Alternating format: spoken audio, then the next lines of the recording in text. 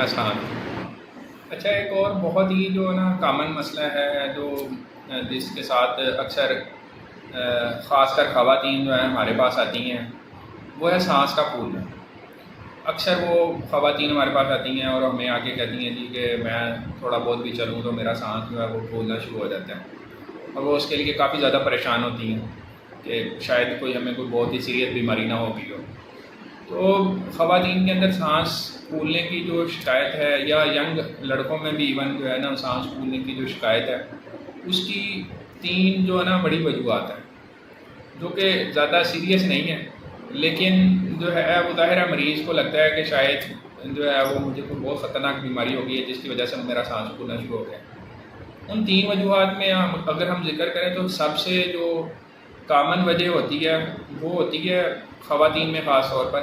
وہ ہوتی ہے خون کی کمی، یعنی ہیموگلوبن کی کمی۔ تو ہیموگلوبن کی کمی کی وجہ سے بھی سانس جو ہے وہ پھولنا شروع ہو جاتا ہے۔ خواتین کی خوراک اور پھر ظاہر ہے گھر کے کام کاج میں ان کا وقت سارا جو ہے وہ مصروف رہتی ہیں اور اپنی خوراک پہ اتنی خاص توجہ نہیں دیتی، جس کی وجہ سے ان کے جسم کے اندر خون کی جو ہیموگلوبن کی مقدار ہے وہ کم ہو جاتی ہے۔ جب وہ کم ہو جاتی ہے خاص لیول سے، اس کے بعد مریض چلنے پھرنے پہ اس کا سانس پھولنا شروع ہو جاتا ہے۔ اب مریض بڑے مہنگے مہنگے ٹیسٹ کروا لیتے ہیں اس کے لیے، جی ایکو کروا لیتے ہیں اور بڑا کچھ کروا لیتے ہیں، لیکن ایک سادہ سا 100-200 روپے کا جو ہیموگلوبن کا CBC کا ٹیسٹ ہوتا ہے، میرے خیال میں سب سے پہلے وہ کروا لینا چاہیے۔ اگر HB کی کمی ہے پہلے اس کو ٹھیک کیا جائے، وہ ٹھیک ہو جاتی ہے تو اکثر لوگوں کا سانس ویسے ٹھیک ہو جاتا ہے۔ دوسری وجہ جو ہوتی ہے وہ لیک آف ایکسرسائز ہوتی ہے، تو ورزش نہیں کرتے، خاص کر خواتین جو گھریلو خواتین ہیں گھروں میں رہتی ہیں،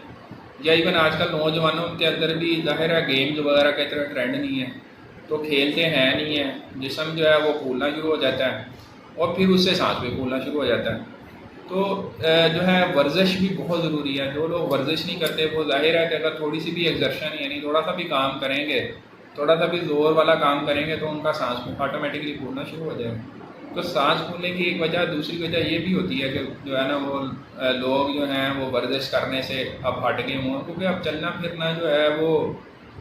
ختم ہو گیا ہوا، بائک یا گاڑی کے بغیر کوئی بھی بندہ سفر نہیں کرتا